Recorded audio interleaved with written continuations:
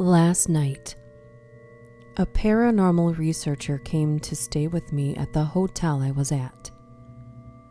And much to my surprise, he brought a priest with him. I chose a first room floor since I knew that being on a different floor did not hinder the Smilers from getting to me. I kept in constant contact with my wife, who, as you'll soon find out, did not stay at her parents' house for the night. The researcher, whose name is Paul, gave me an overview of what I was dealing with. Since it was still daylight, he felt as if we would be okay discussing the situation at the hotel since we were already there. And then we moved back to our house. The priest and Paul agreed that if we were going to get to the bottom of this, we should start at the only place these things haven't evidently been able to enter. The information he relayed to me was to the best of his knowledge of the paranormal. What we were dealing with was a sort of skinwalker ghost hybrid. They inhabitate recently buried bodies, which explains their overall dirty look. As far as what they want with my family and I is still up in the air.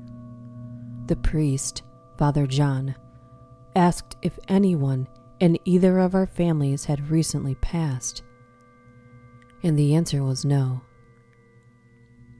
I had my wife on speakerphone while we spoke about this. The only conclusion we could come up with was that these Smilers had mistaken us with another family. We made the hour-long trip back to our house. When we got there, the doors were shut and all of the blinds were drawn. Quite a difference since I had last seen my home. It was on the brink of dusk, so we hurried into the house and made sure the power was on before we ventured past the foyer. The first thing Father John and Paul did was walk around and unplug everything that could be used as a source of light. This pretty much included anything and everything that was plugged in.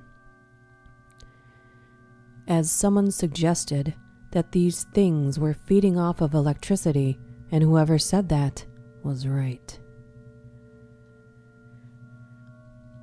Next, Father John salted the entryways. Again, I know. I felt stupid for not doing this before. I just think with all the commotion, I should be allowed a slip-up or two since I've never dealt with this kind of thing before. While Father John salted, Paul, myself, and my wife put about 150 candles throughout the house. My daughter sat on the couch watching a DVD on a portable DVD player. She knew it would have to be shut off when it got dark. We got as prepared as we could, given the circumstances. Father John armed each of us with holy relics and kept a small container of holy water on each platform that surrounded us in the living room in which we put ourselves. The sun set. Night had blanketed over our neighborhood, and I don't know if it was just me and my nerves, but it seemed darker than ever.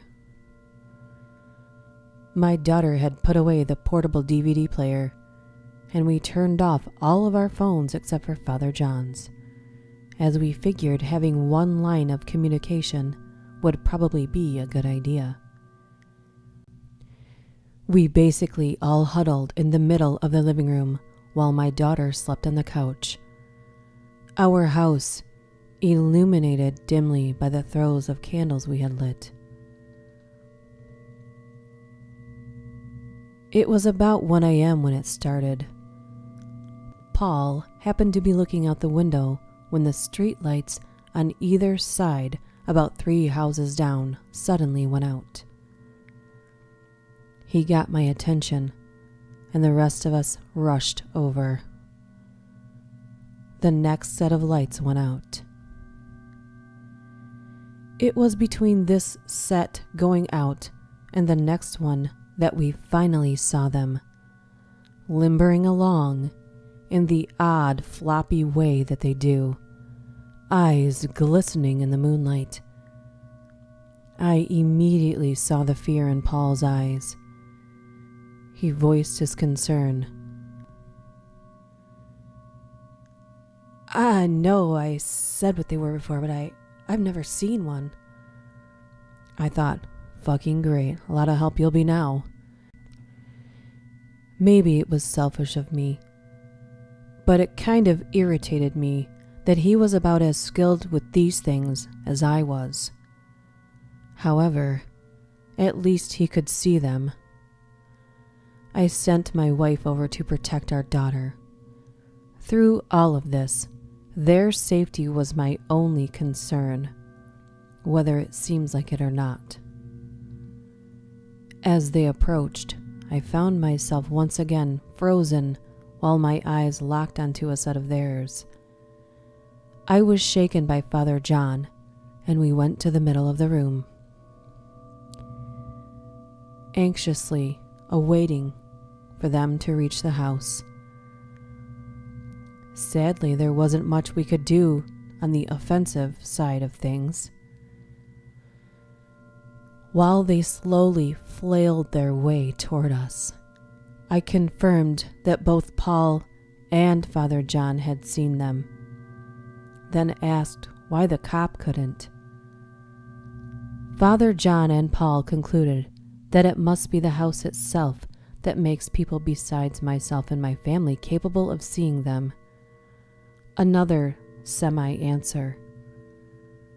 I asked Paul if he had gotten any information on the house, and he said he had only had time to do a quick Google search on the property and was unable to delve further into its history and past occupants. I felt like that was where the answer lied.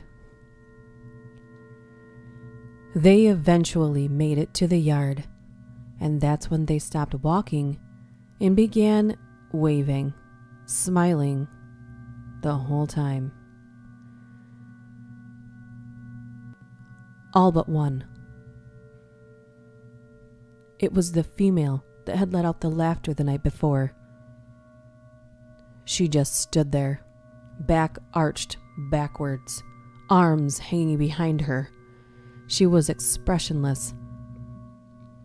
She hobbled her way up to the front door and knocked, plain as day, as if she was a UPS driver. Just knocked on the goddamn door. None of us moved. Then she pounded on the door and kept pounding, and didn't stop until my wife screamed, "What?" We were met with silence until the woman Smiler broke it.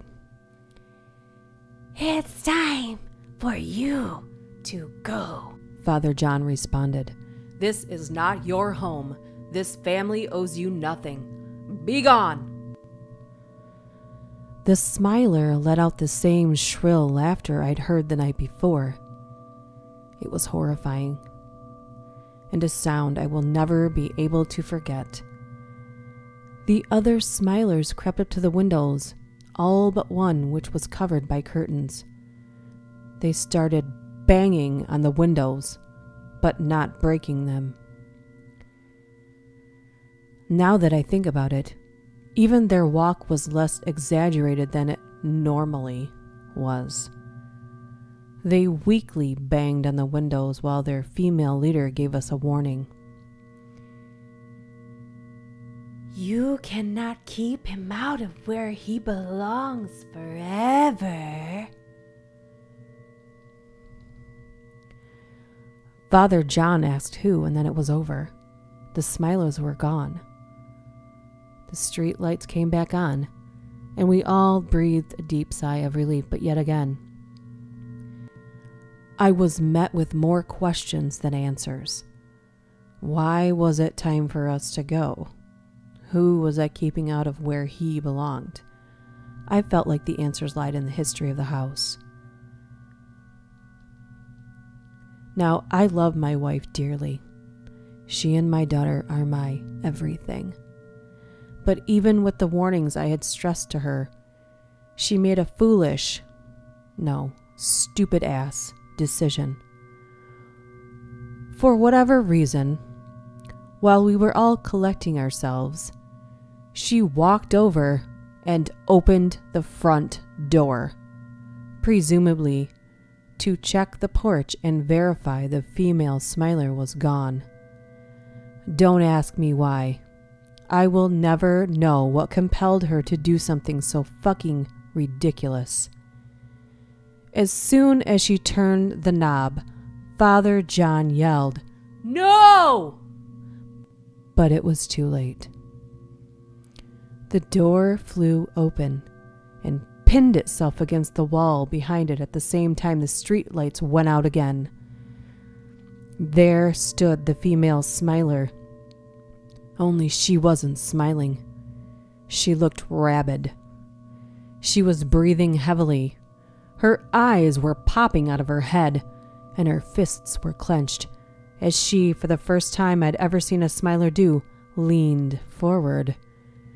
She looked down at the archway of the salt. "Move the salt, and we will show you mercy." "Mercy for what? What have they done?" pleaded Father John. As he held up a rosary, he moved closer, and his presence did seem to have an effect on the Smiler, who returned to her normal position, back arched backwards, arms hanging. "We have been nice enough. You have been the one to take issue," she said as she flung her arm up and pointed her crusty finger at me. All I could think was, no shit, I took issue. Dirty, ghost, zombie, demon, limp, walker, assholes have been trying to take my family to do God knows what with. Father John reported, "You will not haunt this family into submission."